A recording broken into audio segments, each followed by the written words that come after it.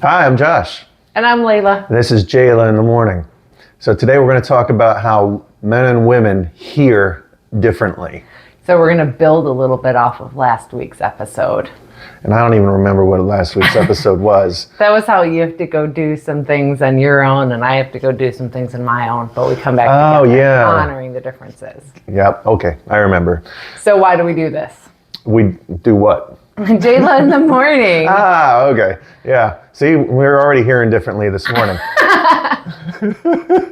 We do this to help people so that they can have better marriages.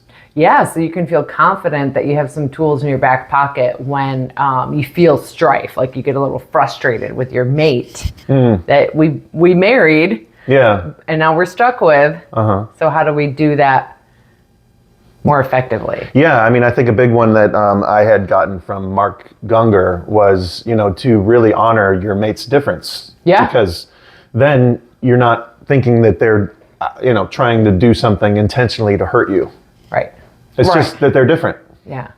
Because I'm going to think differently because I'm a woman. Right. Yeah, and the main focus of this episode is how we hear differently. Right. Because, you may say, something some way, and I may hear the wrong thing. and vice versa. I might be trying to tell you something, and you are hearing something else. Right. So how do we communicate so that we can hear each other the way that we are intending? Right. So if I introduce a topic, whatever the topic is, my brain tends to think about everything connected to that topic. Where I know that if I introduce a topic for Josh, or really almost any other man I'm speaking to, that they're going to hone in on that one topic. Right. Did I get that? Yeah, that absolutely. Because if you start talking about something that's not connected to what we're talking about, for me, then I'm going to get confused and be like, well, wait, what are we talking about now? Right. Okay. Yeah. And so for me, I can introduce a topic and I can be thinking about all the different strands of that topic. Like, how is it connected to this? And what is it connected to? And my brain is going to want to have a more wordy conversation than maybe your brain. Yeah, because my brain just wants to deal with that specific thing and move on. Right. As quick as possible. Right. Yes. So Josh's brain wants to move on as quick as possible. And I could sit and chatter about it for a long time. And so I've discovered, and I hope this is helpful too, is that women have to talk to another woman sometimes. And guys are really not hardwired to sit and listen to us ramble. Some guys are. Maybe they had a mother growing up that was a rambler and taught them to follow streams of conversation. But women can hear women a lot more effectively than a man can hear us when we just need to ramble. Yeah, I mean, I even thought of, too, at the beginning of a relationship, often I think a guy might be more willing to listen to you drone on and on because they're in that in love stage, right? And they're just like, oh, she can't do anything wrong. And it goes both ways, right? And then the woman, you're bringing your best, the woman's bringing her best. And then as you are married for a while, that grace runs out. Right. You guys don't tend to bring your best all the time, right? Because you, for one, you're with each other a lot more often than you were when you were dating, right? When you were dating, you had that time apart where you did all your self-care and you... Right, we lived separately. And yeah, you exactly. weren't in my way. And yeah, right? Yeah, your stuff wasn't oozing all over my side of the sink. Right. So I think that there's a big difference once you get married, that maybe that you do need that time to talk to someone of the same sex to voice frustrations, or just to have somebody that understands the way that you think. Right. Yeah.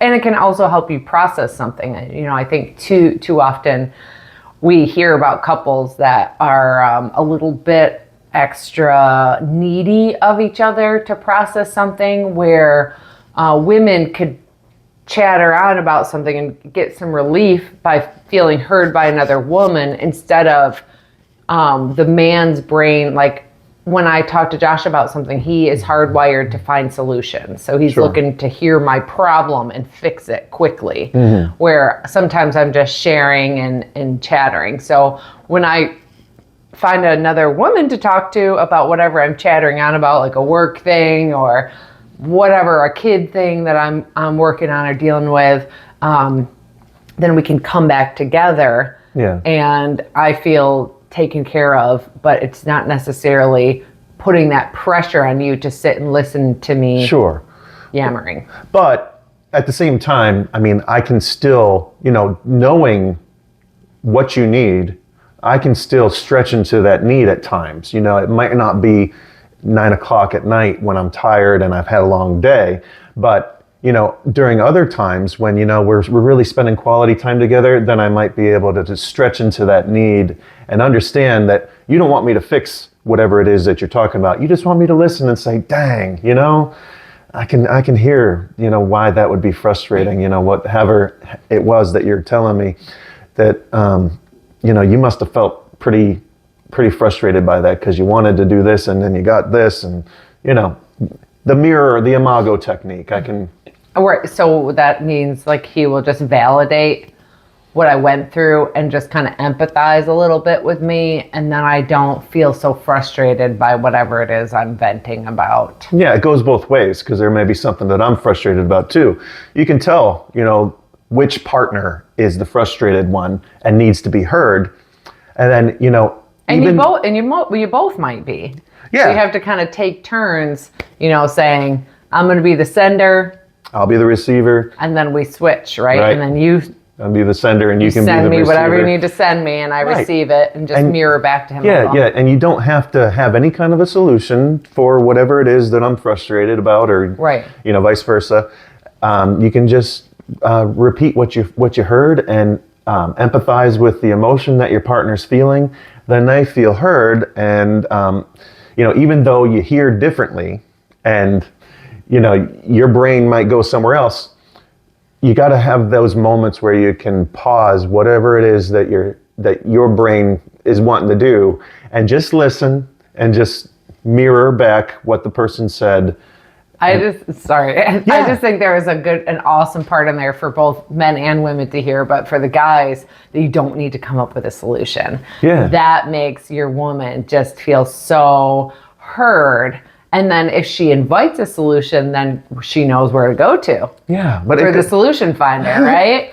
But if she just needs to be heard, I think that was a huge part of what you just said for our male listeners to hear that we don't need a solution. And sometimes that's the quickest path to putting a smile on your woman's face is just to hear her. Yeah, and it goes both ways, because the man could be talking about something that is totally out of the woman's wheelhouse. Right. She has no idea the words he's using. Yep. What, maybe he's a techie like me, and I'm like, I can't help but to just say the words that I know. Right. And all this work language. Right. And I can mirror it back even if I don't understand it. Exactly. Yeah, like exactly. Those wires and those transmitters and those attachments and blah, blah, blah, blah.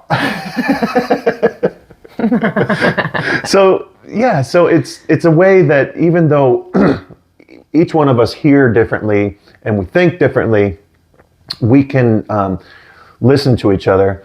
But then, we can also have times where we go to the same sex and can get our needs met by, having conversations with a guy friend, for me, or a girlfriend for you. Right. So guys, talk to a dude. Girls, talk to another woman. Keep it simple. But also stretch into each other's need when you have the energy to do so. Give each other grace. We'll do more on that maybe. Yeah, give each other grace when you don't have the energy to do so. Maybe you have a cutoff at like 9 o'clock at night. Has some boundaries around those safe conversations. I'm not going to expect you to listen to all my stuff when you're tired. But, maybe the next day when we're both feeling good, and we have some time together that you can stretch into to my need and hear me. We can make an appointment so that he gets to be heard, I get to be heard, and then it's like a relief valve. Yeah. Yeah. All right. I feel heard. Yeah. Awesome. See, that was easy. All right, make sure that you like, subscribe. If you haven't already, subscribe to the channel. That way you get a little notification once a week when our next video comes out. And share it with another married friend that might want some encouragement to feel confident in who you are inside your marriage, to live really a ridiculously enjoyable marriage that has some tools for how to handle when those frustrations come up. So that's it for Josh and Layla, Jayla in the morning today. Have a great day. See ya.